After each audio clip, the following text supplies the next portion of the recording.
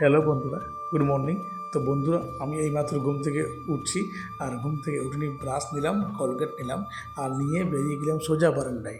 তো বারান্দায় গিয়ে দেখলাম একটু বাইরের দৃশ্যটা খুবই ভালো লাগছে। আর ব্রাশ করার পর আবার চান করতে গেলাম বাথরুমে। চান টান সেরে রেডি হয়ে গেলাম খাওয়ার জন্য। তাই নাস্তা খেতে বসেছি। বন্ধুরা, হ্যাঁ, চলে আসতে পারো। নাস্তা খাওয়া হয়ে গেল।